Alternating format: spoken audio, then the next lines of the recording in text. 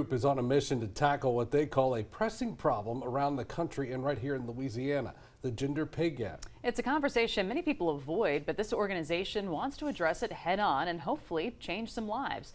Barry Robinson has more on this. Barry.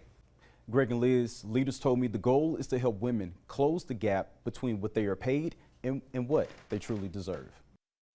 Talking about salary or asking someone how much they get paid is often considered taboo, but one group is aiming to change that. In fact, they want to be as open and transparent as possible to help tackle what they call one of the biggest financial challenges in the country, especially in Louisiana. Far too long we have been where women have not been able to get the same amount of pay as our male counterparts. Louisiana has one of the highest gender pay gaps in the nation, and the gap continues to grow. On average, this group estimates a full-time working woman in the state makes about $14,000 less than a man.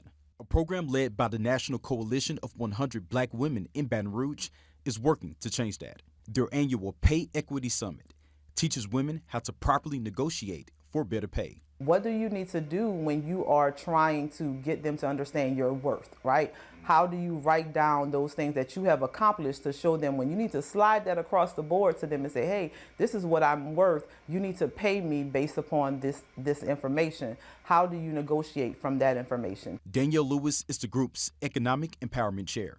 She believes many women either don't know how to ask for more money or are simply too afraid to. My grandmother always told me, closed mouths don't get fed, right? And so if you're not going to open up your mouth, then you're not going to get what you deserve. But that's why the program was made, to equip women with the right tools and the confidence to speak up. That's why it's important for us to always be advocates for not only ourselves, but for those who can't speak up for themselves. The group says lasting change will also require cooperation from employers and lawmakers. We're going to continue to march on. We have to do it for the generations that are following us, and we're going to do it unapologetically. Well, the summit takes place tomorrow from 6 to 8 at Citizens Bank on Jefferson. It continues Friday from 12 to 1:30 at the Reimagined Women's Center on Airline Highway. The event is free, but you have to register. You can do that online by finding this story on the 9 News app. Greg and Liz, back to you. Okay, Barry, thanks.